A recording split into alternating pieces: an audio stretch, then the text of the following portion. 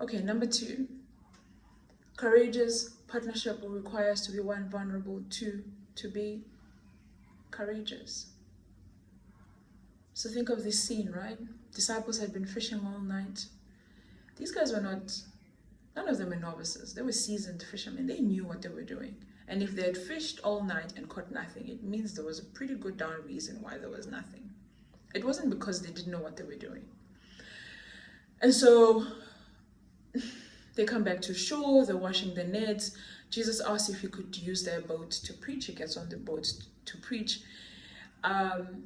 When he finishes, he says, hey, push out to sea again and throw your nets in.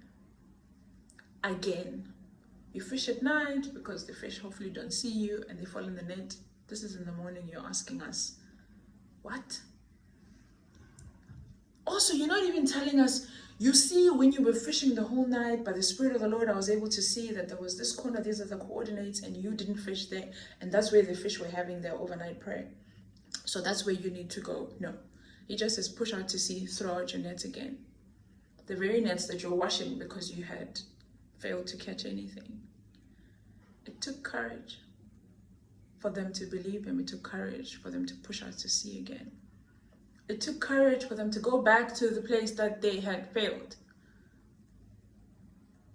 And that's why courage is tough. Because we risk being disappointed. Or we risk being disappointed again because we've been there before. And no one wants that. But here's the thing.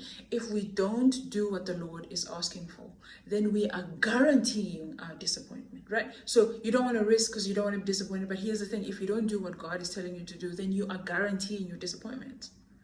This year, God will lead you to partner with people. Some of them you would have worked with before and it didn't work out.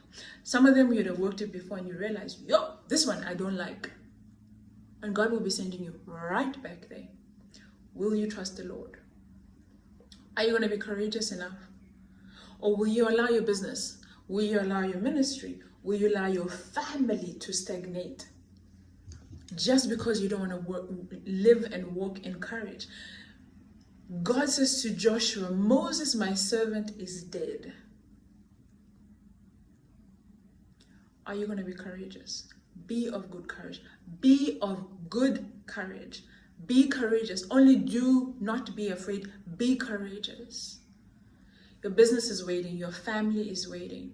Your ministry is waiting. Your career is waiting for you to step into courageous partnerships. Number 3. Seek the kingdom of God. If we're going to be courageous in our partnerships for God's kingdom, then we need to seek God's kingdom. You know, sometimes we struggle to work with certain people, walk with them, work with them, because we do not have the big picture.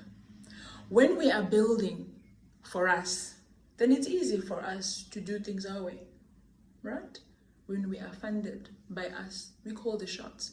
But if we're building God's kingdom, shouldn't it be done his way, in his timing, with the people that he has designed? We must seek God's kingdom and his will. Because when we do, we will discover the people that we are meant to partner with. If we are not seeking God's kingdom and his purpose, we will most likely end up being misplaced. You know, when I joined my current church, I asked God to place me anywhere else except the worship team. I was like, Akida, nope, not me. You're not going to find me there. Not because the worship team is bad. Not because of previous experiences or anything. It's just that I am familiar with the challenges and the battles and the warfare that comes with being on the front line. So I was like, Lord, I've done 20 years, man. Gishabo, send me somewhere else. I wasn't interested in getting back in the front line. I tried to bargain with God. But here's a real question. What is the point of leaving your church family of over 20 years to move to another church, then to refuse to be correctly positioned? Seriously.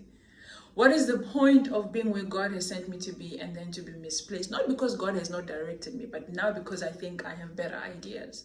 I needed to be reminded that this wasn't about me. This wasn't about my comfort. This wasn't about my preference. This wasn't about what I was tired of or what I didn't want to do. This was about God's purpose and that I needed to be correctly positioned. Seeking God's kingdom above our own preferences, above our own fears, above our own pain will allow us to step into the right partnerships. And when you know that this is God's will and you know that you're seeking his kingdom, then you can do so courageously.